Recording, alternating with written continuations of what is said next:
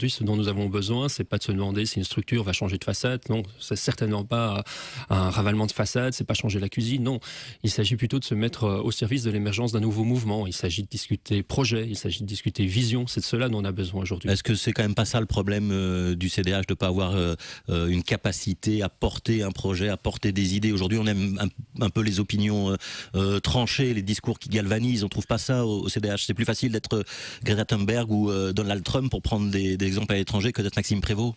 Oui, mais je ne suis pas sûr que les gens ont envie des conflits. Aujourd'hui, je pense que les gens ne croient plus en la politique parce que justement, c'est les conflits des uns des autres et il y a un sentiment d'inefficacité du politique. Je pense que les gens attendent aujourd'hui un discours positif, constructif. Et c'est vrai qu'en étant au pouvoir, c'était plus difficile d'avoir un discours marqué, mais c'est une des raisons aussi. Vous n'êtes pas un petit peu bisounours, là? Non, je suis pas Laurent du tout Debryer. bisounours, je pense pas. De nous dire qu'il faut du positif, qu'il nous faut nous faire rêver, c'est pas ça la politique?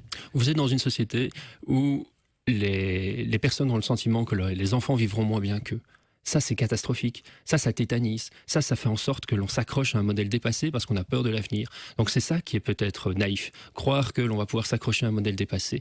Mais si on veut vraiment changer les choses, si on veut vraiment aller de l'avant, il faut parvenir à mobiliser les gens. Et pour mobiliser les gens, il faut leur donner la conviction qu'il y a un avenir meilleur et possible. Ouais. Je ne pense pas du tout que ce soit bisounours. Je pense que c'est extrêmement réaliste. Mais donc comment efficace. vous allez faire demain pour associer les citoyens avec un parti qui n'est pas plébiscité par les électeurs et vis-à-vis duquel il y a un doute?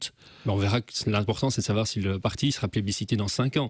Et donc, pour l'instant, ce qui compte, c'est de créer des lieux où on peut rencontrer les citoyens, retourner à leur rencontre, discuter avec eux, créer des lieux où militants CDH et non militants CDH peuvent discuter de ce qu'ils veulent, de l'avenir qu'ils ont envie de construire et comment y arriver. Ça veut dire des grandes réunions en dehors du parti? Ça veut dire des réunions, effectivement, dans des structures, en dehors de la structure du parti. Oui, il faut créer des lieux ouverts. Ce qu'il faut du CDH, c'est qu'il défende un projet politique qui construise un avenir positif pour demain, mais qui soit tourné vers demain, qui ne s'accroche pas au modèle dépassé. Ce processus de refondation, il commence en janvier. C'est vous qui le pilotez.